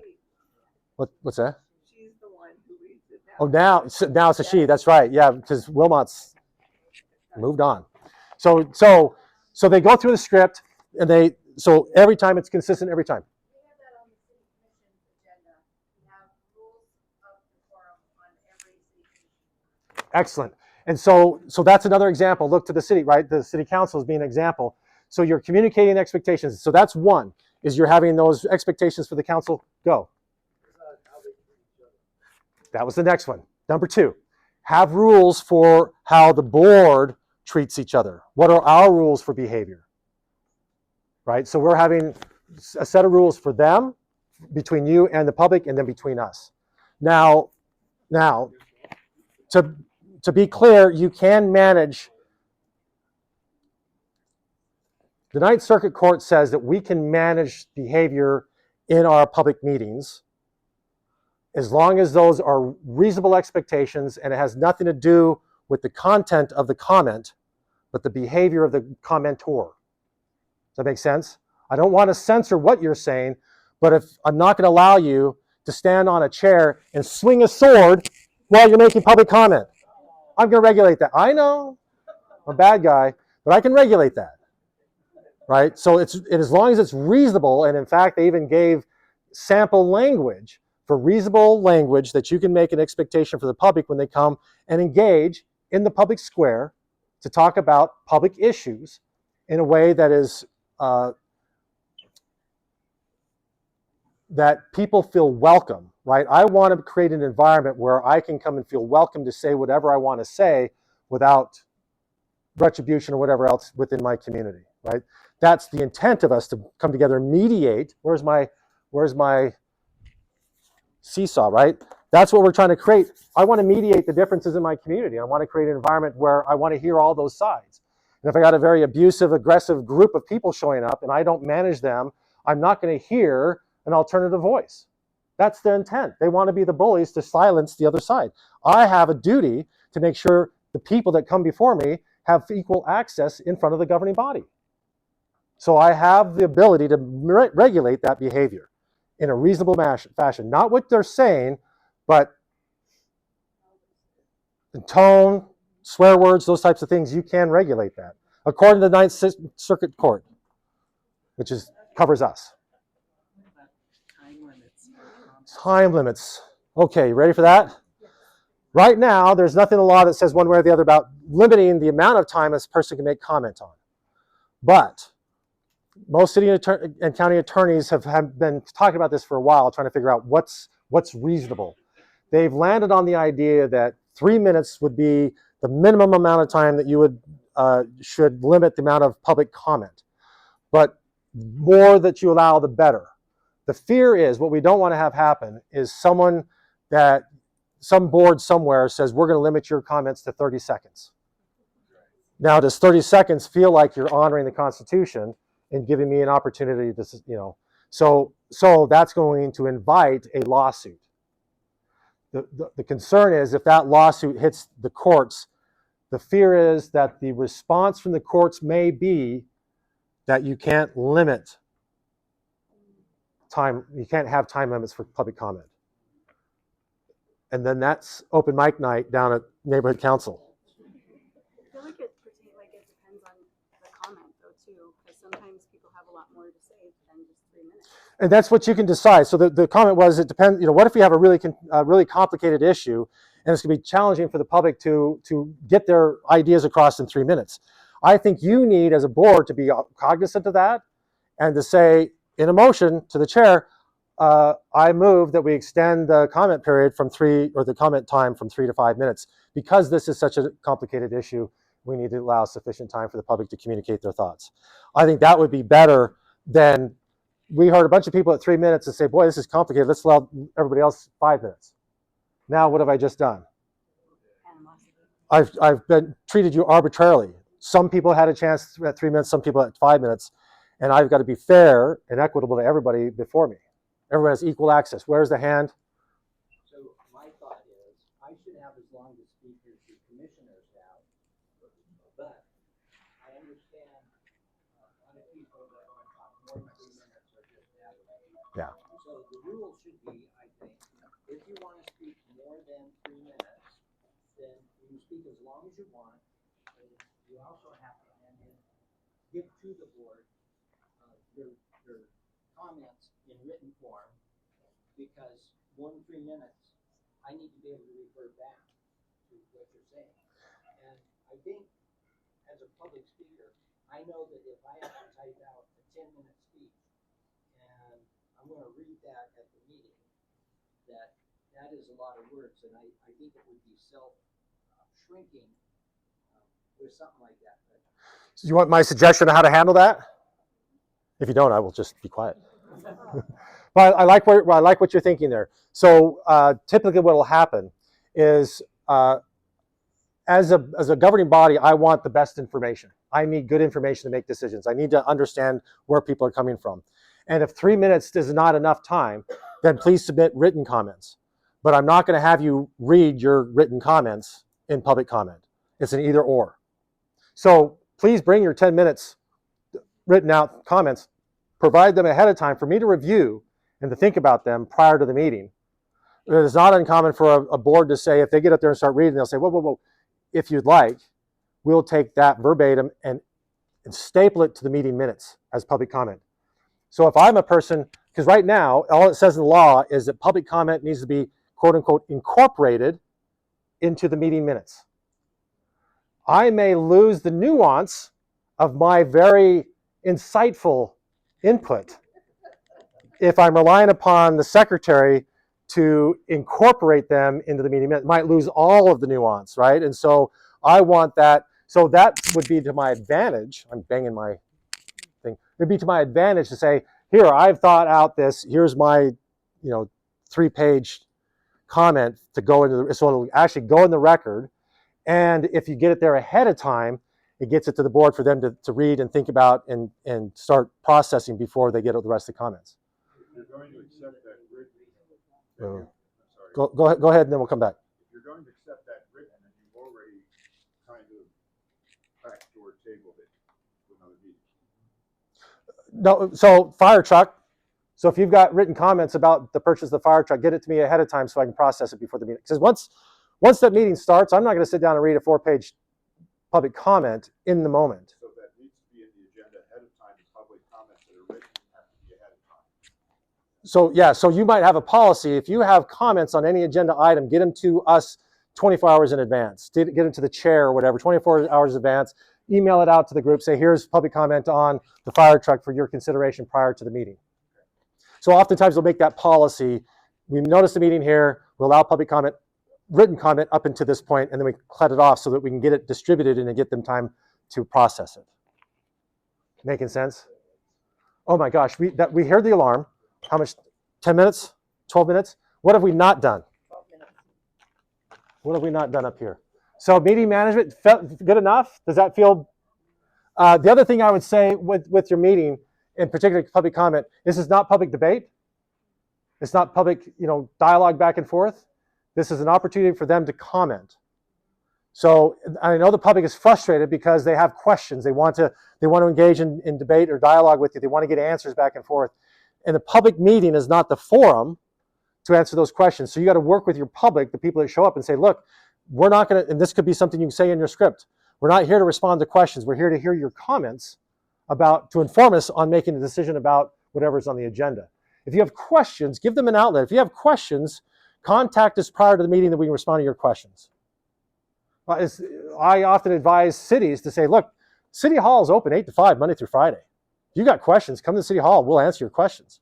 But standing up in a meeting and trying to get questions, it's not going to happen. So if you want to spend your 3 minutes asking 17 questions, have at it. And what we'll say is, thank you for your comments. Next. I'm not going to answer them. I'm not going to engage in that. That's where we're coming from. So, however, the law doesn't say one way or the other. It's public comment. You can decide how you want to do with it, but it's enter at your own risk because you can lose control of the meeting pretty quick if you start the back and forth. It doesn't take long for it to go south, right? All right, sorry. Okay, back over here. Social media. Let's Party Pro. We hit some of the changes. We did agenda and notice. Remote and electronic. Did we cover that? Which of these do we want to do? And did we talk about social media? Excellent. This is my 8th training in 5 days. I can't remember who I've said what to whom, so bear with me. Party Pro and bypassing. I think he's like somebody saying, if they're going around you. Yeah. Or here's let me just hit a Party Pro thing for you real quick. Robert's Rules of Order. So what I would say in the bylaws, and I'm not sure what the boilerplate bylaws say, but typically we encourage bylaws to say, we will follow Robert's Rules of Order as long as it's consistent with the Montana Code annotated, and with these exceptions. So 2 things there. If you're to follow Robert's Rules of Order to the letter, you'll be violating the law and constitutional rights. So you've got to say, we're not going to do it in these cases. right? And it could be just fine just saying when it's in conflict with the MCA or the law or the Constitution, we're not going to do it. And then you can argue in case by case. The other part of that is, what was the other part of that? As long as it consists, oh, and with these exceptions. So who's familiar with Robert's rules? When does discussion take place in Robert's rules? After a motion. If you're savvy, right? If you're savvy and you know what the motion is going to be, or your agenda has kind of the language for you, that works great. But how many of you kind of know what the motion is going to be because you don't have enough context?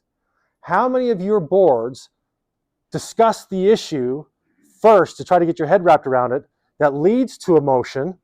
You make the motion, get a second, and then where's the discussion? Does anybody make discussion? No, because when did we do that? Before.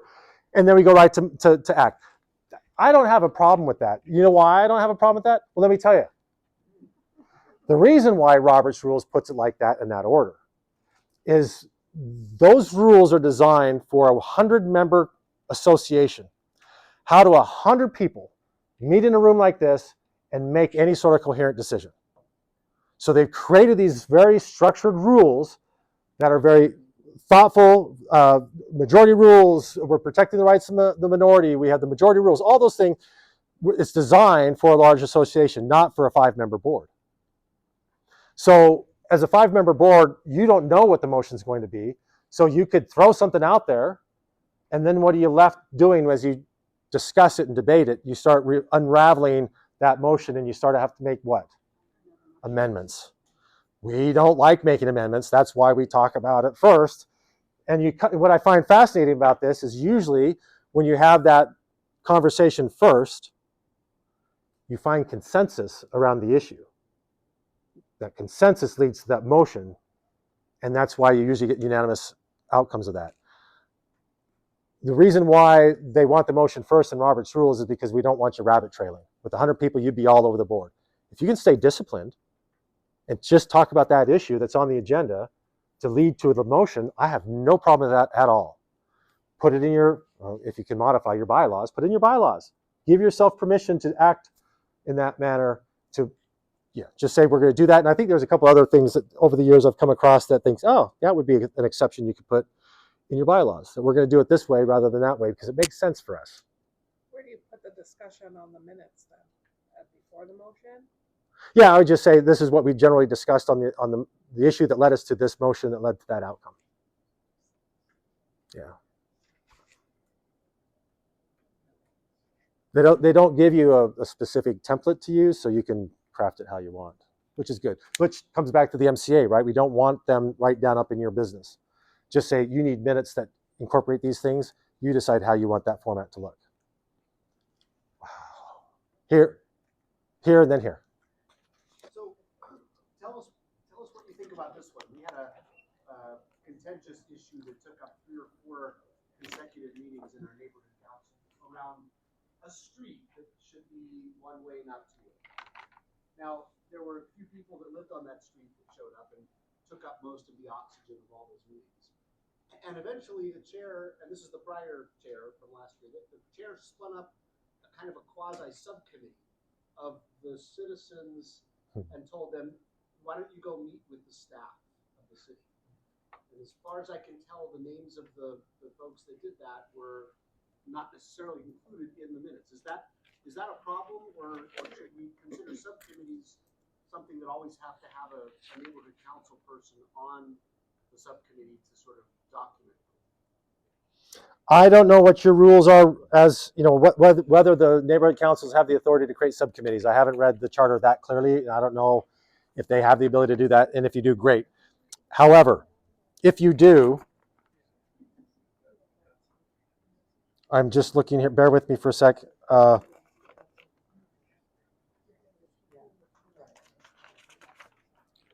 a quick answer. Well, not a quick answer right now. Shoot, where is it? Okay, page 2, middle of page 2. The middle of page 2 where it starts any committee. So it says any committee or subcommittee appointed by a public body or an association described in subsection 2 for the purpose of conducting business that is within the jurisdiction of the agency is subject to the requirements of this section, which means subject to all the open meeting laws. So I'm not sure how that necessarily applies, but it triggered in my mind, hey, if we're going to appoint a subcommittee, that subcommittee still has to note it. They have to do all of these things here. They have to do all these things. They have to have minutes of their meetings. Great example was, I won't tell you this, the city where this took place, but it was Missoula. The school board appointed a subcommittee to evaluate the closure of a local school. And they thought it's going to be a hassle because everybody has an opinion on that, so let's just not let the public know. That's why we put it into a subcommittee. So they went off to someone's house and over this next 6 months created a set of criteria, evaluated all the schools, came through with a little spreadsheet with, ding, here it is, this is the school, and then went trooping over the school board saying, we've come up with the solution, this is the school. Now, 35 seconds later, the first lawsuit. yeah, so clearly that didn't work because we're talking about it now because it was a lawsuit and they lost on it, and that gave us more precedence, case law, to provide guidance. So the court said, and this is where I think the MCA then said, okay, let's catch up with that you need to make sure they needed to notice their meetings, allow the public to comment and participate in that decision making. Now, the outcome may have been exactly the same, but because the public was cut out of it, now you violated my right to participate, and now we got to start that process all over again. So they forced them to go all the way back to the beginning and start that discussion again. But now the public has a way to shape and talk about all the criteria you're using. Should we or shouldn't we? Should it be this or that? And that's really what we're expecting from those people that are making decisions on our behalf. We want to be a part of that. We can't just have you cut us out of that and just assume that you're the 5 smartest people in the whole town. Which you are, but I'm just... All right, saw a hand over here. Do we get... Yes, sir. If a motion is made and the second, and the discussion presents itself where those two have withdrawn, does that have to be recorded? Yeah, I would say yes, and I know that there's a level of convenience with that, right? And so part of the thing, I'm always conflicted on this. I want Robert's Rules of Order to be a tool for you to use to facilitate good decision making, but I don't want you necessarily to get wrapped around the axle and get caught up in trying to navigate Robert's rules and lose sight of the decision making that you're trying to engage in. Does that make sense? Because we can get too caught up in the process and miss the outcome. Having said that, though, there is a way that you can manage, right? So if we have a motion, I make a motion, and so let's do it this. This is my board, and if you're the motion maker, you make a motion, you throw it out there on the table, and I'm the chair, and I can say, now before we solicit a second, is everybody good with that?